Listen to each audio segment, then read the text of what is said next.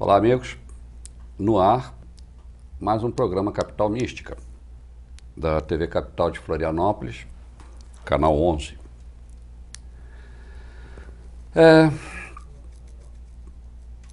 Tive pensando qual seria o assunto que eu iria trazer hoje.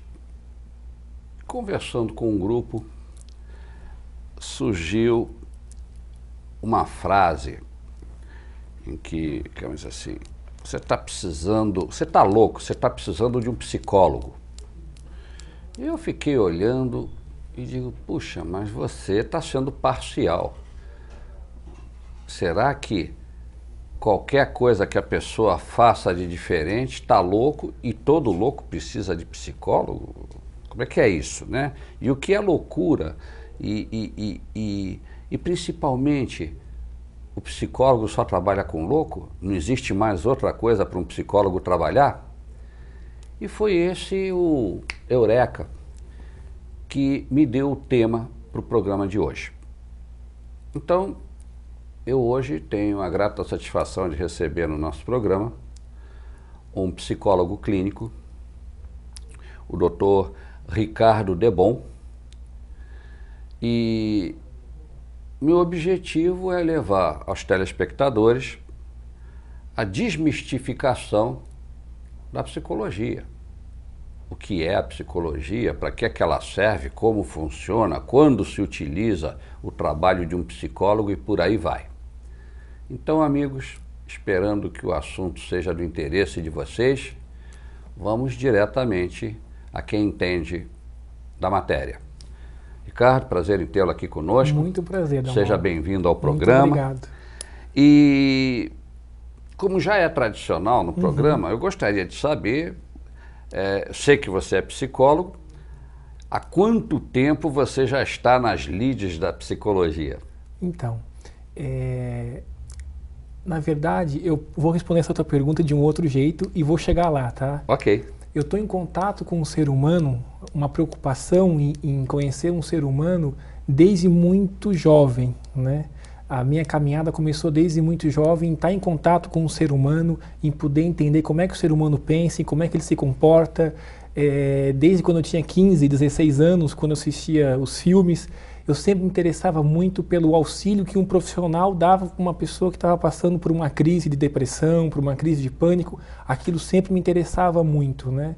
E um dos primeiros momentos que eu me lembro assim que mais me chamou a atenção foi quando eu assisti um filme que tinha uma criança autista. Aquilo me impressionou muito, porque o autismo até hoje para a ciência é um enigma, né? Até hoje se estuda o porquê que uma criança nasce autista. Aquilo me fez levar, eu preciso estudar, eu preciso seguir a minha carreira, minha vocação em alguma matéria que possa me explicar as razões e como que eu posso ajudar as pessoas, né? Então eu me formei em 2001 na Universidade de Santa Catarina, né? E eu me formei em 2001, já estava atendendo. Eu estava com muita ânsia, muita pressa. Até eu lembro que na época eu peguei muitas greves na universidade, que existem até hoje, né? Até a gente brinca que eles deveriam colocar greve no calendário do universitário, porque todo ano tem, então a gente já se programa para greve, né? E quando eu descobri que ia ter greve, eu fiquei tão alucinado que eu queria me formar antes da greve, né?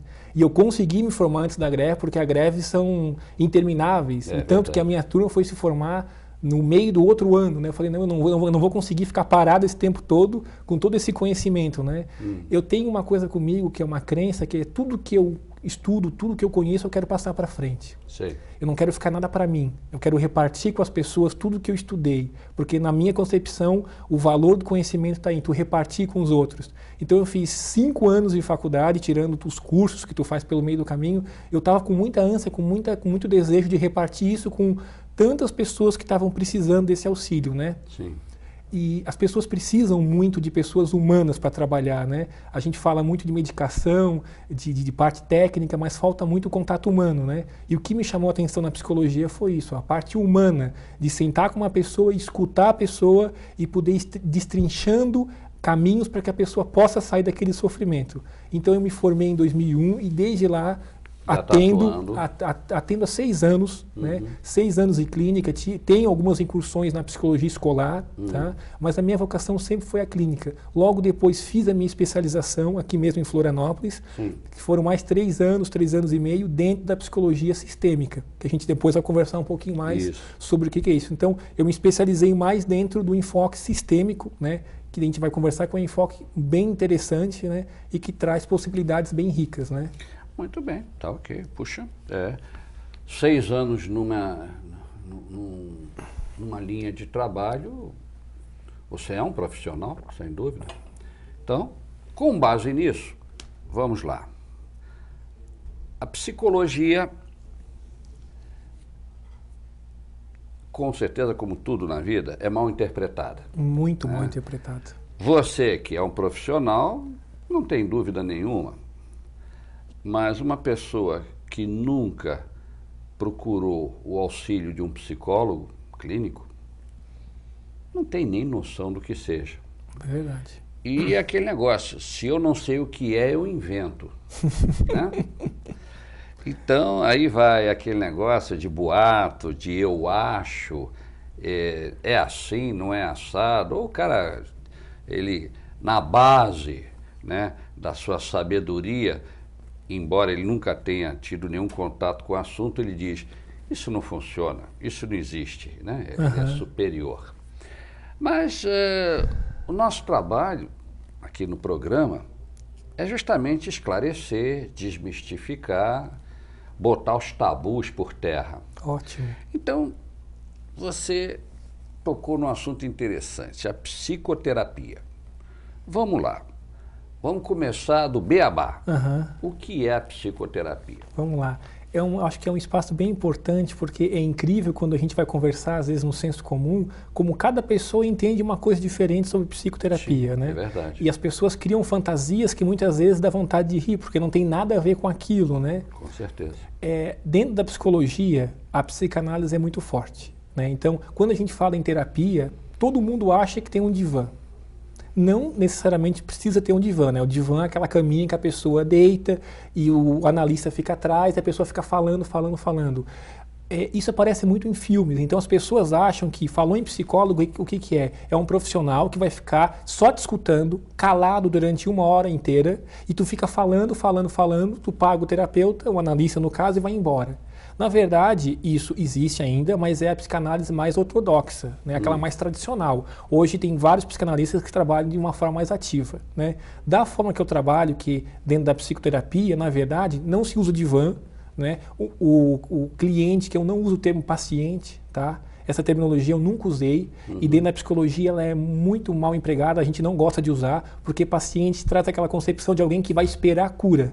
Né? E nós sempre trabalhamos como um cliente, que é um contrato que a gente vai fazer com a pessoa, um contrato de trabalho. E a pessoa está ali para mudar. Então ela tem que, desde o começo, assumir o seu processo de mudança. Por isso que é um cliente. Tá? Entendo. Então a gente fica sentado de frente para o cliente e terapeuta e cliente vão trabalhar ativamente, buscando melhorar todos os impasses, os problemas, os sofrimentos daquela pessoa. Tá? Então o que é psicoterapia? São consultas regulares, a gente usa o termo sessões, mas eu vou usar aqui consultas, tá? São consultas semanais, de 15 em 15 dias, 1 vez por mês, tá? Onde a pessoa vai até o consultório do profissional e naquele espaço, que geralmente vai de 50 minutos a 1 hora, a pessoa vai levar situações da sua vida que ela não está conseguindo resolver ou que está criando um sofrimento muito grande para ela. E o profissional vai usar as técnicas da psicologia para tentar ajudar a pessoa a sair daqueles impasses. Tá? Quando a pessoa se dá conta, e o profissional, que não é necessário mais a terapia, ela é encaminhada e se fecha o trabalho. Não se usa também o termo de alta, isso são termos médicos, né? Que na terapia a gente não usa muito. Tá? O processo se encerra. Por que não tem alta? Porque sempre que tu encerra um processo, automaticamente se abre outro. Só que a pessoa vai escolher se ela vai querer continuar ou não. Tá? Geralmente a pessoa, não, eu vim trabalhar isso, já resolvi isso, agora eu vou para minha casa. Pode ser que daqui a 10 anos ela volte, ou não. Tá? Não, a alta a gente não usa porque não se encerra simplesmente se vai subir mais um degrau ou não. Aí depende, a pessoa vai fazer uma escolha, se ela quer continuar a terapia ou não. Então, vamos lá, vamos fazer uma perguntinha bem primária. Que é vamos lá.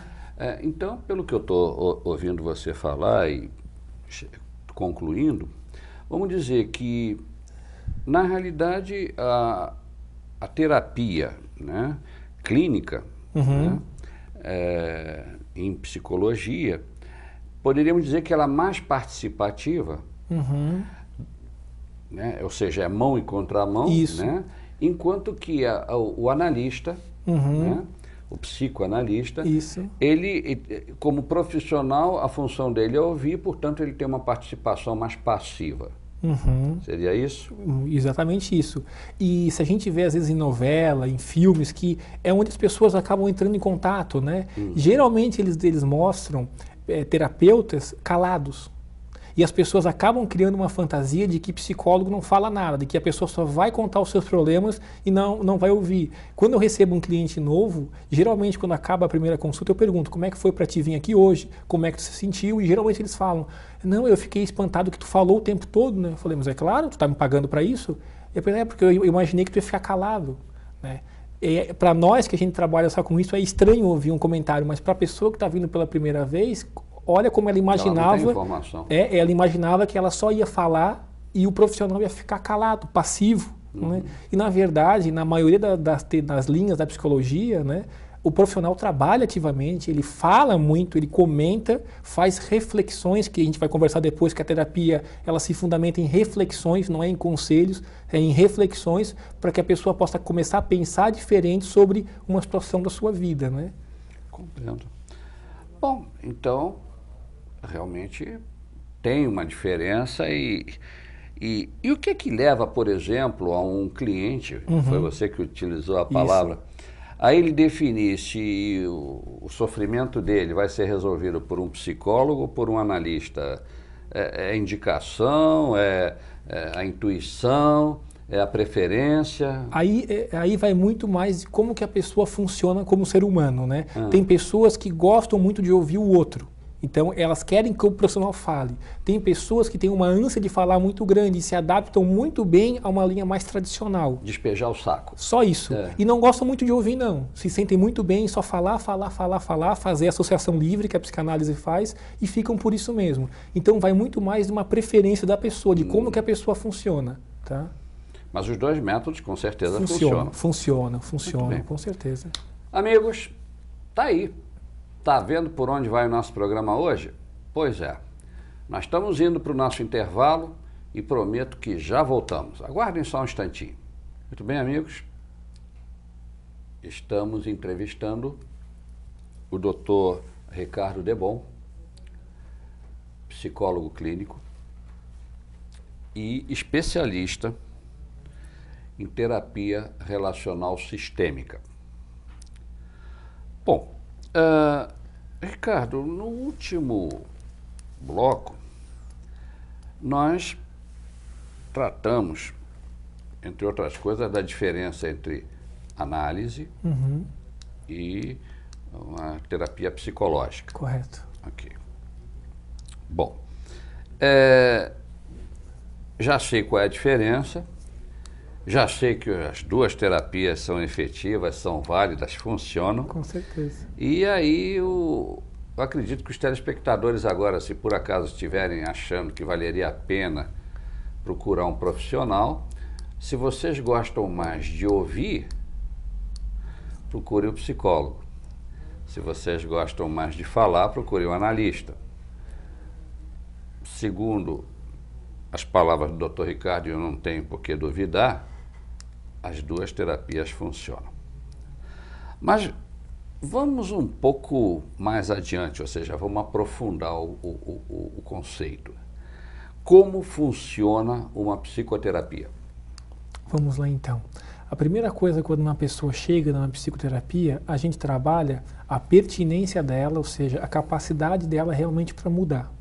Por incrível que pareça, muitas pessoas que procuram uma terapia, né, uma psicoterapia, elas estão indo porque alguém pediu que elas fossem, ou alguém fez uma pressão, ou às vezes até a empresa obrigou que elas fossem por alguma dificuldade, e às vezes as pessoas estão lá para passar tempo. né? Então é importante definir o contrato terapêutico, ou seja, tu quer mudar mesmo, que toda mudança inclui riscos. Sim.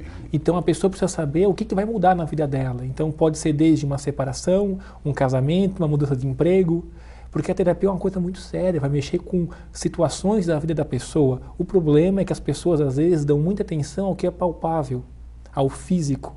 E às vezes ao que não é palpável, que a gente só sente, as pessoas desvalorizam. Graças ao bom Deus, na atualidade, as pessoas estão dando mais valor às emoções, ao pensamento, à parte interior, ao mundo interno. Elas estão vendo que só o externo é o suficiente. Né? Então é muito importante quando a pessoa, a primeira coisa a gente faz é o contrato terapêutico. A pessoa tem que saber para que ela está ali. Tá? Isso é uma diferença da terapia relacional sistêmica. A gente nunca usa o porquê.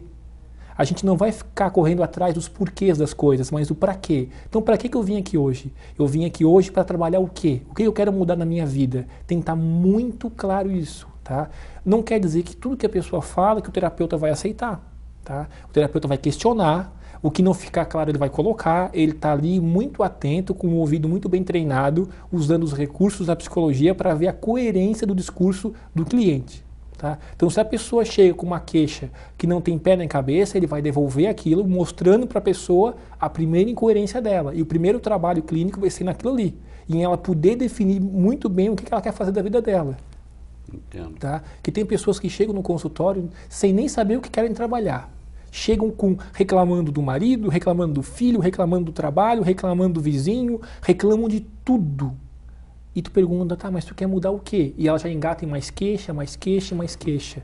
Então a pessoa, ela se vitimiza, tudo está errado na vida dela, mas ela não sabe nem por onde começar a mudar. Então o primeiro trabalho da terapia é definir isso. Então o que vamos trabalhar? Quando isso estiver bem definido, a gente vai ver como é que isso pode ser feito. Então o que mais tem é caminhos, são técnicas, são recursos. Sim. Vamos ver como é que a pessoa vai se adaptar a isso. Então a gente vai trabalhando na terapia para ver como é que a gente pode resolver os impasses da pessoa. Entendido. Bom, então, bom, você acaba de citar que tem gente que chega lá e só vem para se queixar, né? Tá tudo ruim. E aí você pergunta para ela, isso sou eu que estou aqui inventando. Vai fundo. O que é que você quer? Eu quero encontrar alguém que me faça feliz. Okay. Né? Então, meu Deus do céu, essa pessoa, coitada, morreu e esqueceu de deixar no caixão, né? Achar que a felicidade você vai conseguir com o próximo. Com isso mesmo. Eu acho que eu já tenho vivência suficiente para saber que o responsável pela minha felicidade sou eu. Com certeza. Como também o responsável pela minha infelicidade sou eu mesmo, né? Isso mesmo. No teu dia a dia do consultório, aparece muita gente dizendo cure-me ou faça-me feliz? O tempo todo. O tempo todo. E o primeiro trabalho, que às vezes é bem difícil, é a gente responsabilizar a pessoa pela sua vida. Né? A pessoa é dona do seu destino e ela tem de saber que ela faz escolhas, desde tomar um copo d'água ou não, e que isso vai ter uma consequência. Então a pessoa tem que parar de se culpar e tem de começar a assumir a responsabilidade pela sua vida. Se ela faz alguma coisa que dá errado, ela tem de limpar a caca. Ela não pode ficar colocando a culpa em cima dos outros. Sim, ela vai assumir o seu erro, não deu certo, o que eu perdi, quais são as alternativas para eu resolver isso. Então, acontece muito das pessoas e nessa parte afetiva de relação a dois, é impressionante como o conto do Príncipe Encantado é uma coisa que de geração em geração não sai nunca, né? Não só entre as mulheres, nos homens também, de encontrar a mulher perfeita. Então as pessoas buscam muito assim, ó, que o outro vai se adaptar a ele, mas ele não precisa mudar em nada, ou ela. Né? E vão encontrar a pessoa perfeita, a pessoa que vai curar a minha solidão, que vai curar a tudo que está de ruim na minha vida, que está de infelicidade, o outro vai vir com um passo de mágica e vai curar. E às vezes é muito difícil ir remodelando isso, que a pessoa às vezes demora muitos meses para que a pessoa possa começar a compreender que a vida dela depende dela, que a outra pessoa pode sim ajudar muito a alegria e tornar a vida mais alegre, mas dá um tempero adicional, mas depende muito dela. De como que ela vai levantar de manhã, de como que ela vai dormir à noite e de como que ela vai viver o seu dia a dia. Sim, sim. Né? O outro não faz milagre, porque Lógico. O outro precisa cuidar também da vida dele. Né? E muitos fracassos de casamento, muitos fracassos de namoros estão envolvidos nisso, né? De um ficar depositando a responsabilidade da sua própria vida no outro. Né? Agora, uma perguntinha capciosa, muito dirigida, que eu estou botando o pé para ver se você tropeça, hein? Eu estou sendo cruel contigo, Pode mas ser. Pelo menos estou te avisando. Ok.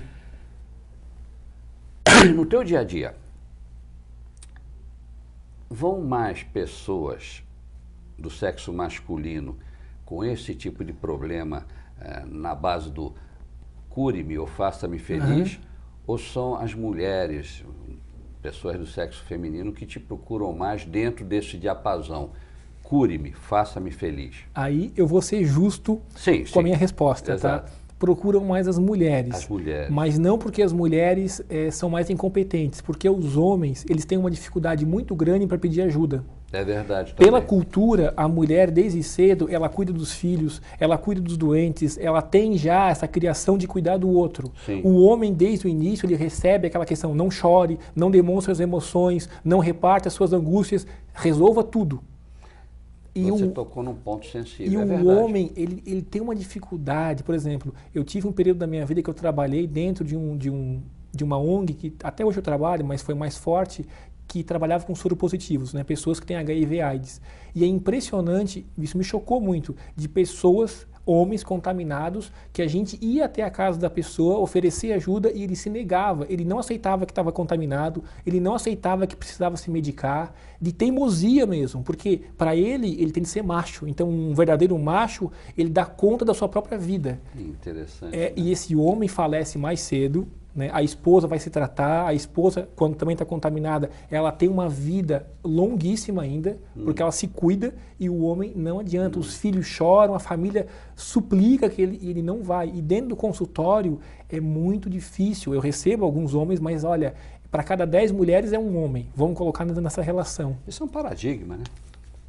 Agora, falando em paradigmas, as mulheres têm o paradigma de que elas, principalmente essas que querem encontrar alguém que as faça feliz, elas têm o paradigma de buscarem o príncipe encantado. É verdade. E sem ironia, você alguma vez já ouviu falar de algum homem que busque uma princesa encantada?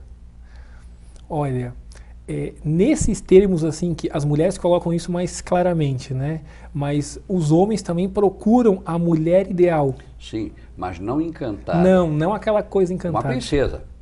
Ou quem sabe, até exagerando, uma rainha. Sim. Mas princesa encantada, o homem é mais prático. É mais pragmático. Ele sabe que não existe uma princesa encantada, existe uma princesa.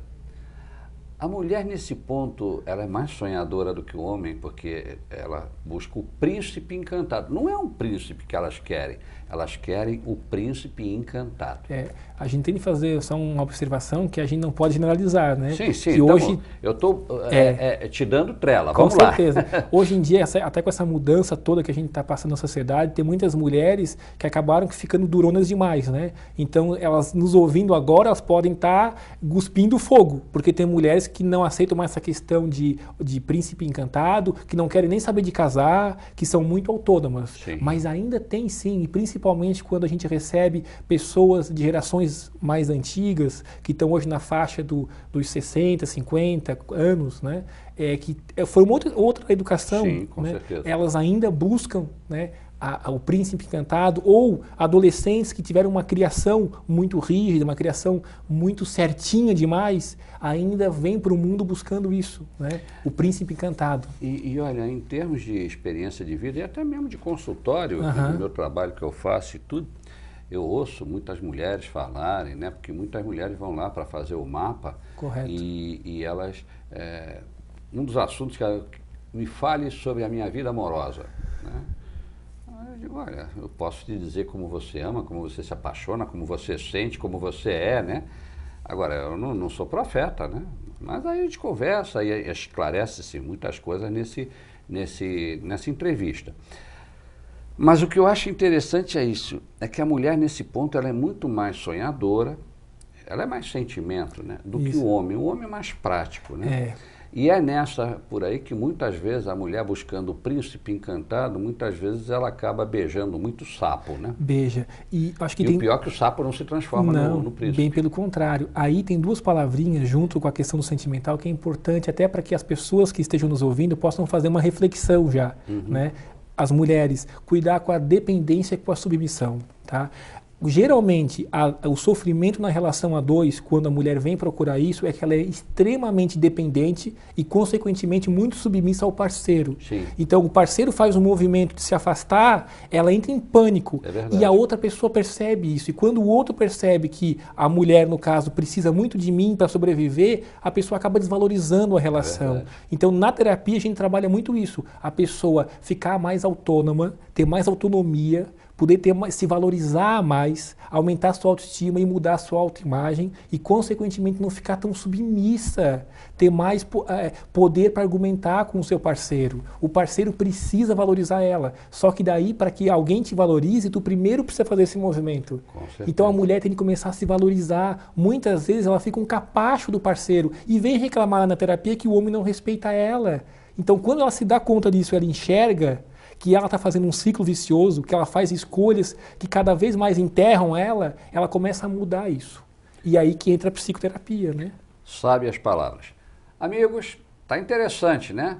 Olha, mulheres presentes aqui à nossa entrevista, pensa aí no que foi dito. Ninguém está criticando o sexo feminino, não. Mas é para vocês pensarem, né?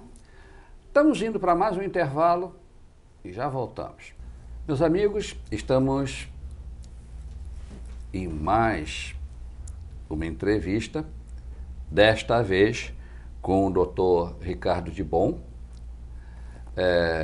psicólogo e especializado em terapia relacional sistêmica.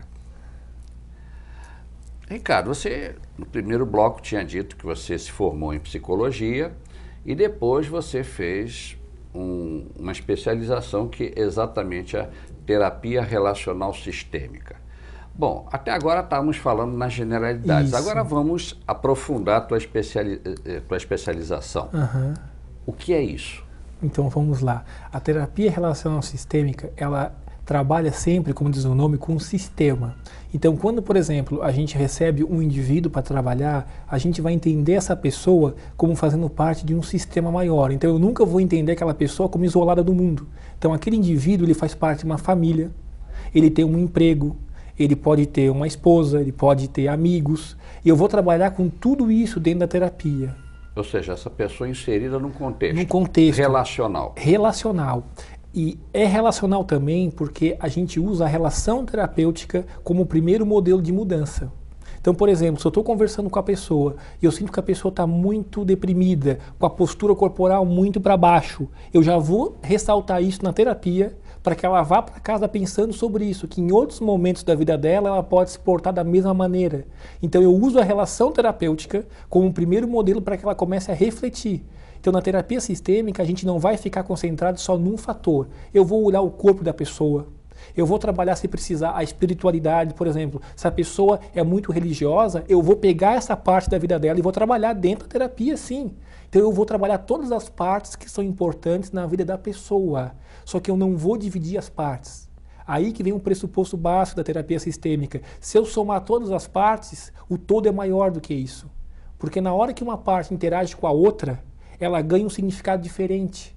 É como se fosse um neurônio, vamos imaginar. Eu acho que o neurônio, ele passa essa mensagem muito legal, porque se tu pegar um neurônio sozinho, ele não tem significado nenhum. Mas na hora que faz uma sinapse com outro neurônio, aquela interação se torna riquíssima. E o que eles fazem juntos, muitas vezes, não dá nem para a gente quantificar. Então, quando a gente vai somar as partes, a gente não pode pegar essa parte isolada dessa. Separado, elas significam uma coisa. Juntas, elas vão ganhar um outro significado. Então, a terapia sistêmica, ela vai trabalhar sempre com um sistema. E qual é o primeiro sistema que a gente passa na vida? É a família. Então, a gente vai trabalhar, olhar sempre a família, porque é da família que vem as tuas crenças, os teus valores, o teu jeito de funcionar. É através dos primeiros vínculos de apego com pai, com mãe, ou com uma outra pessoa, um avô, uma avó, que tu vai entendendo como é que tu enxerga o teu mundo. E o terapeuta sistêmico, ele está olhando muito isso. E não só a tua família agora, a nível geracional também. A tua família anterior, a terceira geração, porque muitas crenças, muitas vezes, a gente estava falando de machismo, às vezes de ser macho, isso às vezes está tão enraizado, tão entranhado, que vem de 3, 4 gerações anteriores. E aí é atávico, né? E às vezes na terapia é riquíssimo trabalhar isso, que a gente faz o genograma, que a gente pega e coloca toda a família da pessoa, a gente faz isso como um exercício, a pessoa vai desenhando toda a sua família, toda a sua geração, e ali a gente vai vendo, muitas vezes, por exemplo, que o que a pessoa está sofrendo naquele momento, o pai dela sofreu, a avó sofreu e o bisavô sofreu também. É uma coisa cíclica, que vem de geração em geração. E na hora que a pessoa se dá conta disso, ela vai reformulando o seu próprio problema. Ela vai vendo que não é uma coisa só dela, que pode ser uma coisa familiar, muito mais enraizada do que ela imaginava. Né? É interessante que às vezes acontece crise no casamento na mesma época que os pais tiveram as crises, que os avós tiveram as crises, vai se repetindo de geração em geração. Ou de uma mulher, por exemplo, que entra em depressão exatamente na época que o pai faleceu. E o pai também entrou em depressão quando o pai dele faleceu. Isso é impressionante como vai passando. Por que a gente, no senso comum, não enxerga isso? Porque isso fica muito oculto, né? Não é uma coisa que fica aqui, ó. A vida é tão agitada que para a gente trabalhar isso tem de parar, e ir para um local qualificado e fazer um trabalho específico, né? Então a terapia relacional sistêmica, ela vai trabalhar com essa montoeira de variáveis e usar tudo isso aí para ajudar a pessoa ou a família, porque daí tem uma grande diferença, tá? Lá no comecinho da psicologia trabalhava-se só com o indivíduo. Atendia-se sempre individualmente, até que começou a se reparar que em alguns casos chamar o pai, chamar a mãe ajudava muito o processo, ficava mais rápido. Um processo de 1 ano tu resolvia em 1 mês. Entendo. E daí começou a se trabalhar justamente com o sistema, tanto que alguns teóricos da terapia sistêmica eles só atendem a família inteira. Eles são chatos, não atendem a pessoa individual, porque eles têm a crença de que tudo nasce dentro do sistema familiar e tem de ser resolvido no sistema. No sistema familiar. Né? A terapia sistêmica também trabalha muito com a terapia de casal. Né? Então, quando um casal tem uma crise, eu não vou atender só a esposa, eu vou atender a esposa e o esposo, porque o problema nasceu na relação. Então, a gente hoje, reformulando, a gente primeiro tem de saber se, quando a pessoa vem para o consultório, se é uma questão individual, se é uma questão de casal ou se é uma questão familiar. Tem de definir muito bem isso, porque muitas vezes a pessoa vem com uma queixa que não é só dela, tem de ter mais pessoas presentes. Isso enriquece muito o trabalho, enriquece demais. Interessante. E, ok, entendido isso. É muito nova essa técnica ou já é bem conhecida? Não, essa técnica ela começou a se formar muito presente nos Estados Unidos ali a partir de 1920, 1930, 40, 50, aí foi para a Europa, Itália, foi pegando esses países, né? Mas é do começo de 1900 ali, 1930, 1940. É recente, né? Não é uma coisa muito antiga. Bom, a própria psicologia também é recente. Não, é muito recente. Agora, isso tem um introdutor ou surgiu assim? Não tem um pai, não tem assim o pai da terapia sistêmica. Ela foi nascendo de vários estudos. Tá? Se a gente for olhar lá atrás, tiveram algumas pessoas que nem eram sistêmicos, que nem trabalhavam-se com o termo sistêmico, mas que já estavam percebendo como era rico trabalhar com mais pessoas no consultório.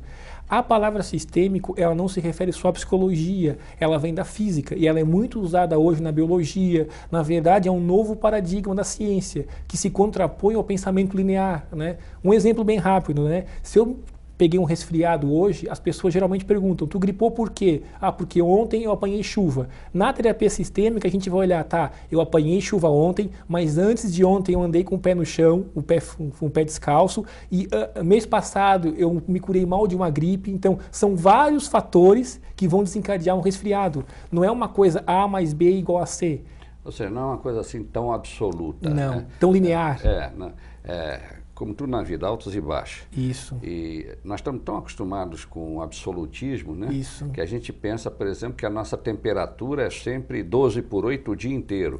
Como também pensa que a nossa temperatura é 36,7 o dia inteiro. E não é. Ela sobe, desce, sobe, desce, né? Isso. Até os batimentos cardíacos também, né? Tudo. Muito bem. Agora, veja, eu lendo o briefing que eu recebi sobre o tema, para eu poder conversar contigo, assim, e não dar muita batata, né? Me chamou a atenção, né, os exemplos que você me deu e tudo, e me lembrou uma técnica que é muito utilizada nos Estados Unidos e já está chegando aqui no Brasil, que o pessoal chama de coaching. Correto. Né? Então, coach, treinador, todo time que tem que ter um treinador. As pessoas também contratam um treinador para levá-las à taça da vitória. Perfeito. Tem alguma coisa em comum, ou você poderia traçar um paralelo entre o coaching, essa técnica, e a terapia relacional sistêmica?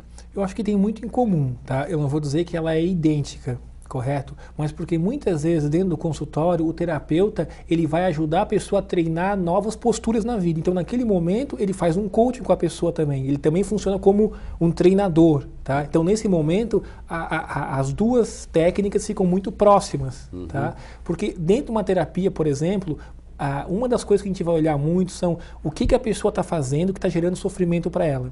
Tá? Então, por exemplo, a pessoa pode ter um comportamento com o filho que está desencadeando muita briga. No processo terapêutico, a gente vai treinar alternativas para essa postura, para esse comportamento. Então, naquele momento, eu vou fazer um treinamento sim com a pessoa dentro do consultório. Eu vou treinar o que ela pode fazer de diferente. E vou ficar em cima, semana após semana, para que ela vá treinando essa nova postura. Cobrando aí, no caso. Sim, muitas vezes a gente tem de cobrar, porque às vezes a pessoa está fazendo corpo mole, ou diz aqueles álibis terríveis, não posso, não sei, não consigo. A pessoa já vem com isso na frente e muitas vezes nem sabe do potencial que tem. Né? Então, nesse momento, a gente está fazendo também um coaching com a pessoa. Né? Muito bem. Amigos, olha... Estou aprendendo um bocado de coisa, eu não sei vocês, mas eu estou. E estamos nos aproximando de mais um intervalo. Eu fico impressionado como o tempo corre dentro do estúdio da TV. Eu ainda não arranhei a casca do ovo das coisas que eu queria perguntar aqui para o meu bom amigo Ricardo, mas não dá tempo. Em todo caso, faço o seguinte, eu... vou convidá-lo oportunamente para um outro bate-papo e aí nós vamos aprofundar mais os conceitos. Mas estamos nos aproximando do próximo bloco em que naturalmente eu vou dar o caminho das pedras. Então já vão preparando lápis e papel aí que vou dar o endereço do homem. E enquanto vocês esperam o caminho das pedras, nós vamos para um rápido intervalo. E prometo que já voltamos entrevistando o Dr. Ricardo Debon, psicólogo e especializado em terapia relacional sistêmica. Bom, Ricardo, eu tenho aqui que selecionar rapidamente as perguntas mais importantes, porque eu tinha uma lista que ia até o dedão do pé de tanta pergunta que eu tinha para fazer para você, mas não dá tempo. Então vamos ver.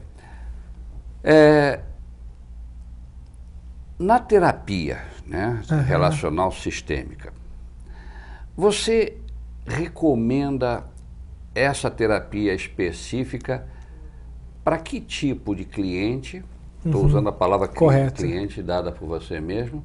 E para que tipo de situação a pessoa pode necessitar dos teus bons ofícios como profissional? Ok. Vamos resgatar então uma frase que a gente começou o programa na questão de terapia para quem é louco, né? Nesses anos todos de terapia e com meus colegas, que alguns têm muito mais anos, nós nunca recebemos uma pessoa louca, entendendo aquela pessoa totalmente desequilibrada, que não sabe nem o nome, né? Então a terapia hoje ela é indicada para qualquer pessoa do sexo feminino, do sexo masculino, que queira resolver impasses na sua vida. E a coisa pode ser simples, eu estou usando o termo impasse, porque realmente é isso.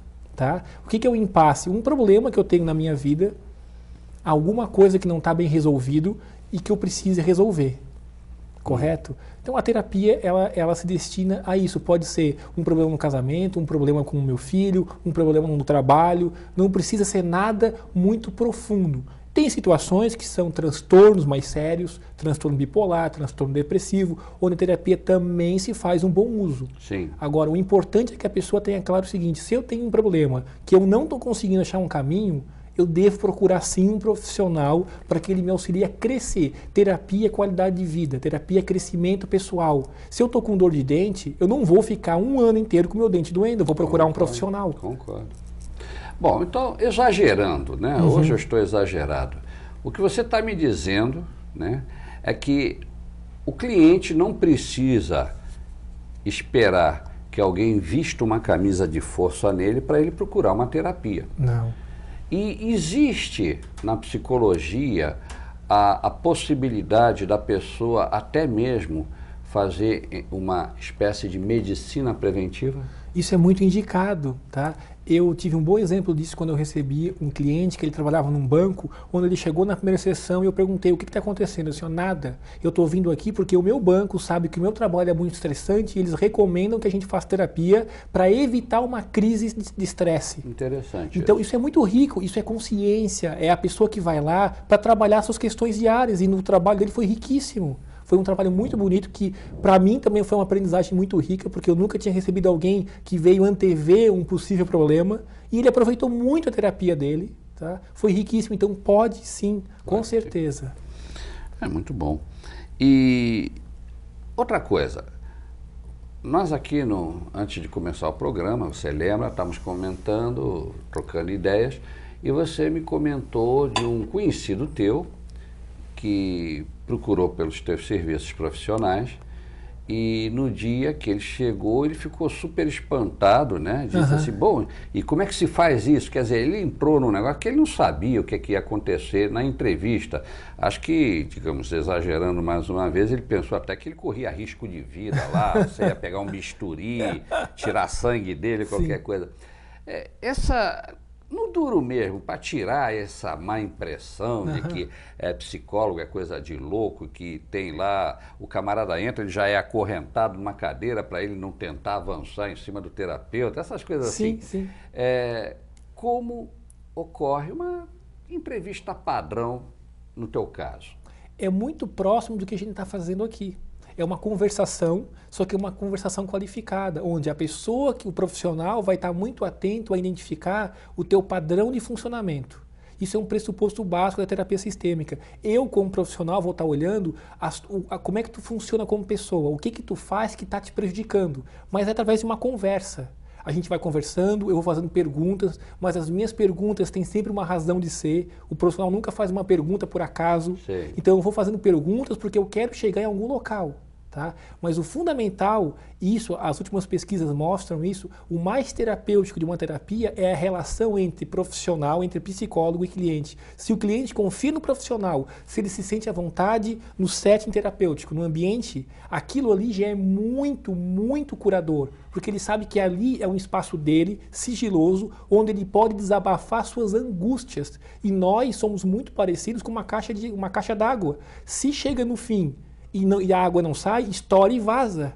O ser humano é muito próximo disso. Se eu tenho muita raiva ou muita tristeza, não sei qual emoção que possa ser, e eu não coloco isso para fora, vai estourar. Eu vou somatizar, isso vai se transformar numa doença física. E às vezes sério, que a pessoa vai gastar um dinheiro imenso com remédios, muitas vezes não vai curar, porque a origem do problema é alguma mágoa mal resolvida, é alguma irritação que ficou muito enraizada. E na terapia ela vai ter a oportunidade para colocar tudo isso para fora. Quer dizer, então, que numa sessão terapêutica, então, o terapeuta e o cliente sentados conversando, que nem nós estamos fazendo aqui agora, né? E depende do diapasão da conversa e tudo, você está tirando informações, você é treinado para isso. Correto. E aí, de vez em quando, você faz uma perguntinha, coisa e tal. Quer dizer que eu poderia concluir aqui que, de alguma maneira, pelo teu próprio treinamento, você aqui está fazendo uma consulta aqui comigo? Não, aqui eu acho que eu estou sendo mais... Tu está fazendo uma consulta pela tua experiência. Né? Ainda bem que não, porque eu já ia perguntar, doutor, meu caso tem cura? Né? Mas, não, então... Tudo bem. Ainda bem, olha, que alívio, telespectador. Eu pensei que eu estou sendo analisado por um profissional. Meu medo é que lá fora já tivesse 2 auxiliares com uma camisa de força. Mas não levem a mal o meu bom humor. Ricardo, eu acho que esse programa está sendo muito útil para alertar as pessoas não tão bem informadas que a psicologia, a clínica psicológica não é nenhum bicho de 7 cabeças. Né? Não é. E que o fato de uma pessoa procurar um profissional categorizado naturalmente para despejar a bilis, ou para se abrir e também para se orientar, isso não faz dessa pessoa uma pessoa meio louca, e também, ao contrário, aproxima a pessoa da normalidade, muito mais do que as pessoas que não procuram, porque isso é besteira, eu não vou pagar o mico de ir a um psicólogo para todo mundo dizer que eu estou maluco. Esse costume, esse pré-conceito, amigos telespectadores, tem que mudar, porque eu que trabalho e convivo com esse ramo, né, das terapias, no meu caso terapias alternativas, mas que complementam muitas vezes as terapias ditas oficiais, eu sei que 80, 85% dos problemas de saúde das pessoas, problemas físicos de saúde das pessoas, começam sempre pelo emocional. E seria uma boa opção vocês procurarem um profissional psicólogo para ele limpar a área, desobstruir as tensões, os problemas, essa emotividade reprimida que todos nós temos com essa vida tão difícil de hoje em dia. Valeria a pena, então, primeiro, levar a sério a desmistificação da psicologia, como nós estamos fazendo aqui nesse programa. Em segundo lugar, escolher bem o profissional, porque tem que haver uma empatia. O tempo todo. Se não houver empatia, não é que a psicologia não funciona. Procurem outro profissional. Isso mesmo. Não houve empatia entre o cliente e o psicólogo. E, em terceiro lugar, vocês é que têm que se curar. O nosso amigo psicólogo, ele apenas aponta a direção. Mas quem tem que caminhar na direção apontada são vocês. Tá? Bom, amigos, é chegado o momento de eu dar para vocês o caminho das pedras. O Dr. Ricardo Debon, ele tem um consultório no centro da cidade e ele atende nesse consultório que fica na Rua Araújo Figueiredo, Centro Executivo Veloso. Fica bem próximo à Praça 15 e ao Teatro Alvo de Carvalho. Certo. Bem no centro. Muito bem. Sala? 102. 102. Agora, eu peço à técnica que coloquem o telefone de contato do Dr. Ricardo. O telefone, para quem tem mais memória auditiva, é 3028-3266. Repetindo, 3028-3266.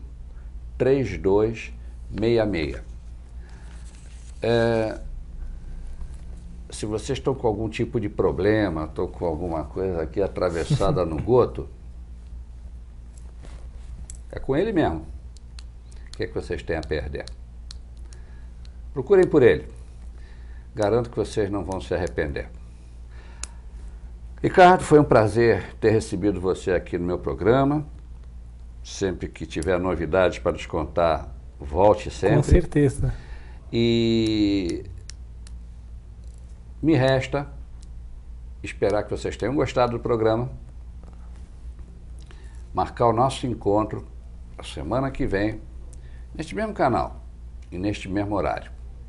Desejo uma semana espetacular para vocês e recebo o meu cordial abraço. Até mais.